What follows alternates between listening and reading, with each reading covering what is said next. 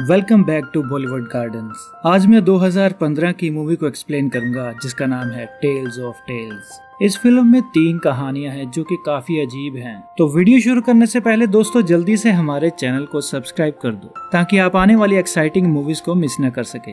तो वीडियो शुरू करते हैं। पहली कहानी में हम लॉन्ग ट्रेलिस के राजा और रानी को देखते हैं। पहले तो लगता है कि वो दोनों अपनी जिंदगी से बहुत खुश हैं, लेकिन बाद में हमें पता चलता है कि रानी को एक बीमारी होती है जिसकी वजह से वो बच्चा पैदा नहीं कर सकती और इसी की वजह से रानी काफी उदास रहती थी। राजा अपनी रानी की उदासी देख नहीं सकता था और उसका इलाज करने के लिए वो राज्य के सारे वैद्य और हकीमों को लेकर आता है, लेकिन कोई भी रानी की बीमारी को ठीक नहीं कर सका था। राजा हर तरीके से अपनी रानी को खुश रखने की कोशिश करता है। एक दिन राजा अपनी रानी को सर्कस दिखा रहा होता है और सर्कस के दौरान एक जोकर प्रेग्नेंट होने का नाटक करता है। उसे देखकर रानी को बिल्कुल भी अच्छा नहीं लगता और वो रोते हुए वहाँ से चली जाती है। राजा उसके पास जाता है और उसकी बीमारी को किसी भी तरीके से ठीक करने का वादा करता है। उसी रात एक अजनबी आदमी महल में आता है जो उनसे कहता है कि वो उनकी प्रॉब्लम को हल कर सकता है। राजा उसे कहता है कि पहले भी बहुत लोग कोशिश कर चुके हैं लेकिन उन्हें कोई रिजल्ट नहीं मिला। तो फिर वो आदमी कहने लगता है कि राजा अपनी रानी के लिए किस हद तक जा सकता है। तो राजा कहता है कि वो किसी भी हद तक जा सकता है।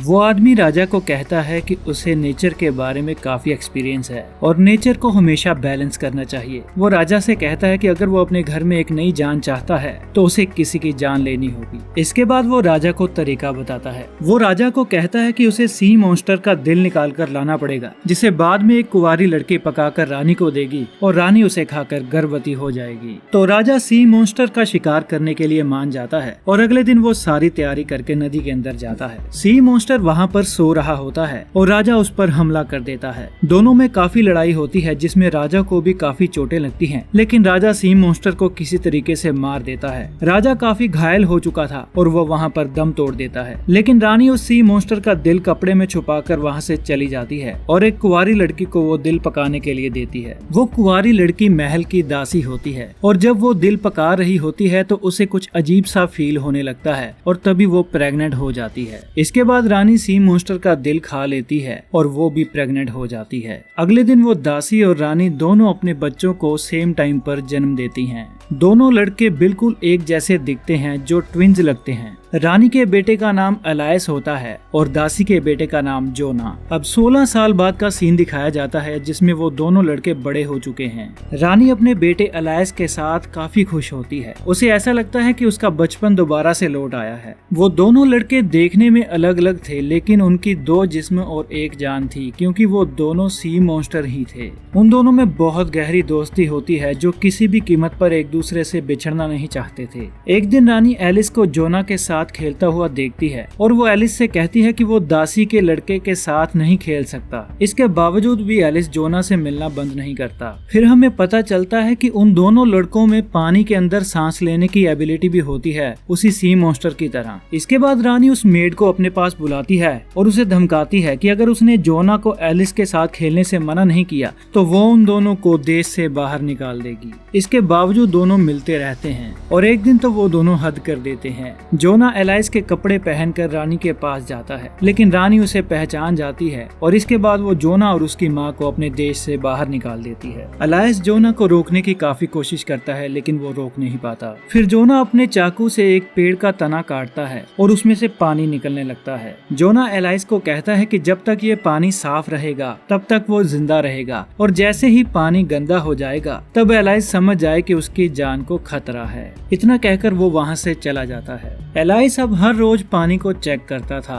और एक दिन पानी का रंग लाल हो जाता है तो एलाइस किसी को भी बताए बगैर जोना की तलाश में निकल जाता है और उसकी माँ उसके लिए काफी परेशान हो जाती है। काफी खोजने के बाद एलाइस को पता चलता है कि जोना ने एक लड़की से शादी कर ली है। एलाइस बिल्कुल जोना की तरह नजर आता था तो वो लोग समझते हैं कि जोना वापस आ चुका है। तब एलाइस को एहसास होता है कि जोना कहीं खतरे में है। इसके बाद उसे पता चलता है कि जोना 5 दिन पहले जंगल में गया था और तब से वो वापस नहीं आया है। और एलाइस जोना की तलाश में जंगल में चला जाता है। दूसरी ओर हम रानी को देखते हैं जो उसी आदमी के पास चली गई थी जिसने रानी को प्रेग्नेंट होने का तरीका बताया था, और वो कहता है कि नेचर बैलेंस चाहती है, अगर तुम्हें अपने बच्चे की जान चाहिए तो बदले में उसे एक जान देनी होगी। रानी उसकी बात मान जाती है और उसके साथ चली जाती है। जोना एक गुफा में घायल होकर बैठा होता है और उसके पास एक उड़ने वाला जीव आता है जो उसे मारने की कोशिश करता है, और जोना के चिल्लाने की आवाज सुनकर एलाइस को जोना के बारे में पता चल जाता है और वो जोना के पास जाकर उस उड़ने वाले जीव को अपनी तलवार से मार देता है। लेकिन एलाइस को ये नहीं पता था कि वो जीव कोई और नहीं बल्कि उसकी माँ ही है, और उसकी माँ ने यही शर्त मंजूर की थी, जिंदगी के बदले जिंदगी। और कहानी के अंत में हम देखते हैं कि एलाइस को राजा बना दिया जाता है और ये कहानी यहीं पर खत्म हो जाती है। इसके बाद हम दूसरी कहानी देखते हैं जहाँ एक राजा जंगल में शिकार कर रहा होता है। राजा काफी लस्टफुल होता है जो हमेशा शराब के नशे में लड़कियों के आसपास ही रहता था। उसके पास काफी धन दौलत होती है लेकिन अभी उसने अपनी शादी नहीं की होती। उसे काफी खूबसूरत लड़की की तलाश थी ताकि वो उसके साथ शादी करके उसे रानी बना सके। इसके बाद हम दो बूढ़ी बहनों को देखते हैं जो महल के पास ही रहती हैं। एक का नाम डोरा होता है और दूसरी का ईमा। डोरा काफी चालाक और स्वार्थी होती है जबकि उसकी दूसरी बहन ईमा वो भोली वाली होती है। वो दोनों अभी तक कुंवारी थी, लेकिन दोनों की आवाज काफी आकर्षक और जवान लड़कियों जैसी होती है। एक दिन राजा डोरा को गाना गाते हुए सुन लेता है और उसकी आवाज सुनकर वो उसकी ओर आकर्षित हो जाता है और उसे मिलने के लिए उसके घर पर जाता है और दरवाजे के बाहर जाकर वो उनसे मिलने के लिए कहता है। लेकिन दोनों बहनें घबरा जाती हैं कि अगर राजा को पता चल गया कि वो बूढ़ी हैं तो राजा ना जाने उनके साथ क्या करेगा। इसके बाद डोरा एक प्लान बनाती है। वो राजा को एक हफ्ते के बाद मिलने के लिए कहती है ताकि वो उसके साथ कंफर्टेबल फील कर सके। अगले सीन में हम देखते हैं कि डोरा अपनी उंगली को जवान दिखाने के लिए काफी कोशिशें कर रही होती है, लेकिन अपनी काफी कोशिशों के बाद भी उसकी उंगली बूढ़ी की बूढ़ी रहती है। पर ईमा ने अपनी उंगली को कितने दिनों से मुंह में डालकर रखा होता है जिसकी वजह से उसकी उंगली काफी जवान दिखने लगती है। राजा से मिलने का टाइम हो गया था और राजा दरवाजे के बाहर खड़ा हो जाता है। डोरा बड़ी चालाकी के साथ ईमा की फिंगर को राजा को दिखा देती है और राजा सोचने लगता है कि उसे उसकी रानी मिल गई है। राजा अपनी फीलिंग्स को कंट्रोल नहीं कर पाता और वो उसे मिलने के लिए कहता है। डोरा बड़ी चालाकी से एक प्लान बनाती है। वो राजा को कहती है कि वो उसके साथ सोने के लिए तैयार है, लेकिन वो उसके साथ तब सोएगी जब बिल्कुल अंधेरा होगा। राजा मान जाता है और वो वहाँ से चला जाता है। इसके बाद हम देखते हैं कि ईमा डोरा की स्किन को ग्लू से टाइट कर रही होती है ताकि जब राजा उसके पास आए तो उसे पता न चले कि डोरा बूढ़ी है। और रात के अंधेरे में एक पहरेदार आकर डोरा को राजा के पास ले जाता है। महल में पूरी तरह अंधेरा होता है, किसी को डोरा पर शक नहीं होता और राजा डोरा के साथ रात बिता लेता है। अगली सुबह राजा को पता चल जाता है कि वो जिस लड़की के साथ सोया है वो लड़की नहीं बल्कि एक बूढ़ी औरत है। राजा को काफी गुस्सा आता है। वो अपने सिपाहियों को कहता है कि वो डोरा को उठाकर खिड़की से बाहर फेंक दें और उसके सिपाही डोरा को उठाकर खिड़की से बाहर फेंक देते हैं, लेकिन डोरा मरती नहीं, वो पेड़ों से लटक कर बच जाती है। जंगल में डोरा को एक जादूगरनी मिलती है। वो जादूगरनी अपने जादू से डोरा को एक खूबसूरत लंबे बालों वाली लड़की में तब्दील कर देती है। अगले दिन राजा जंगल में शिकार करने जाता है और वो डोरा को देख लेता है जो अब जवान हो चुकी थी, और राजा पहली नजर में ही डोरा को अपनी रानी बनाने के लिए तैयार हो जाता है। राजा उसे अपने महल में ले जाता है और अपनी शादी का ऐलान कर देता है। इसके बाद डोरा अपनी बहन ईमा से मिलती है। ईमा को डोरा पर यकीन नहीं होता कि वो जवान हो चुकी है। ईमा उससे पूछती है कि तुम जवान कैसे हो गई, तो डोरा कहती है कि उसने अपनी बूढ़ी स्किन को काट दिया है और अंदर से वो जवान निकल आई है। ईमा भोली वाली होती है जो डोरा की बातों पर यकीन कर लेती है और वो खुद की स्किन भी कटवाने के लिए चली जाती है। जिस लोहार के पास वो अपनी स्किन कटवाने के लिए जाती है वो भी उसी की तरह सीधा साधा भोला भाला होता है और वो उसे जंगल में ले जाकर उसकी स्किन काट देता है। कटी फटी हालत में ईमा शहर में आ जाती है, लेकिन वो सरवाइव नहीं कर पाती और थोड़ी देर बाद वो मर जाती है। डोरा राजा के साथ होती है तभी जादू का असर खत्म होने लगता है और डोरा धीरे धीरे बूढ़ी होने लगती है। वो राजा से ये बात छुपाने के लिए वहाँ से भाग जाती है और कहानी के अंत में हम देखते हैं कि डोरा पूरी तरह से बूढ़ी हो जाती है।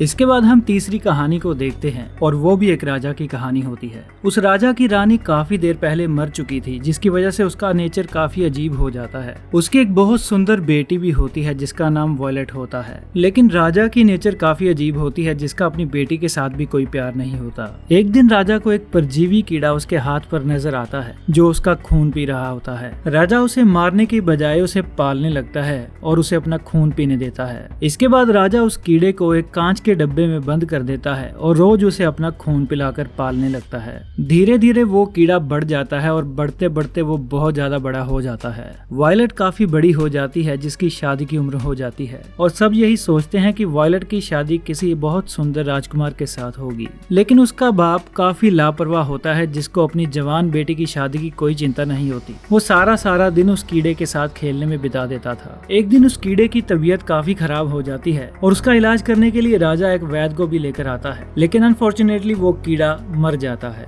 इसके बाद राजा अपनी बेटी वायलट के पास जाता है और उसे जाकर कहता है कि तुम्हारी शादी करने का समय आ चुका है। वायलट काफी खुश हो जाती है, तो राजा कहता है कि वो उसकी शादी करने के लिए एक स्वयंवर रखेगा, जिसमें कोई भी हिस्सा ले सकता है और जो भी जीतेगा उसके साथ वायलट की शादी हो जाएगी। फिर हम देखते हैं कि राजा ने उस कीड़े की स्किन काट कर लटका दी होती है और वो कहता है कि जो भी इस कीड़े का नाम बताएगा वो वायलट के साथ शादी कर सकता है। बहुत सारे लोग आते हैं, लेकिन कोई भी सही जवाब नहीं दे पाता, क्योंकि वो कीड़ा आज तक इतना बड़ा और इतना बूढ़ा नहीं हुआ था। तभी एक बदसूरत आदमखोर महल में आ जाता है। वो भी स्वयंवर में हिस्सा लेना चाहता था, क्योंकि राजा ने कहा था कि स्वयंवर में कोई भी हिस्सा ले सकता है, तो शर्त के मुताबिक उसे भी हिस्सा लेने दिया जाता है। इसके बाद वो कीड़े की स्किन को जाकर सूंघता है और उसका सही नाम बता देता है। ये देखकर वायलट काफी घबरा जाती है और वो सुसाइड करने के लिए चली जाती है, लेकिन राजा उसे ये कहकर मना लेता है कि वो अपने बाप की इज्जत रख ले, क्योंकि उसने प्रॉमिस किया था। वायलट के पास कोई और ऑप्शन नहीं थी, तो उसे उस आदमखोर के साथ जाना पड़ता है। वो आदमखोर उसे अपने साथ जंगलों में ले जाता है और पहाड़ों के ऊपर अपनी गुफा में ले जाता है, जहाँ बहुत सारी हड्डियां पड़ी होती हैं। वायलट कितने दिनों तक वहाँ पर रोती रहती है। एक दिन वो सामने की पहाड़ी पर एक औरत को देखती है और उसे अपनी सारी कहानी बताकर अपनी मदद करने के लिए कहती है। वो औरत उसकी मदद करने के लिए तैयार हो जाती है। अगले दिन वो औरत अपने परिवार के साथ आती है और वो रस्सी बांधकर वायलट को उठाकर दूसरी ओर ले जाने लगते हैं। जब आदमखोर को उनके बारे में पता चलता है, तो वो रस्सी पकड़कर उसके पीछे पीछे आने लगता है। इससे पहले कि वो उन तक पहुंच पाता, वो रस्सी काट देते हैं और उसे नीचे खाई में गिरा देते हैं। लेकिन वो आदमखोर किसी तरीके से बच जाता है और उस औरत की सारी फैमिली को एक एक करके मार देता है। वायलट उस आदमखोर की केयर करने का झूठा दिखावा करती है और उसके साथ जाने के लिए तैयार हो जाती है। तभी वायलट एक चाकू लेकर उसका गला काटकर उसे मार देती है। अगले सीन में हम देखते हैं कि वायलट उस आदमखोर का कटा हुआ सर लेकर महल में आ जाती है और अपने बाप से कहती है कि ये रहा वो पति जो आपने मेरे लिए ढूंढा था। इतना कहकर वो रोने लगती है और महल के बाकी सारे लोग भी रोने लगते हैं। मूवी के लास्ट सीन में हम देखते हैं कि वायलट को महारानी बना दिया जाता है और ये स्टोरी यहीं पर खत्म होती है।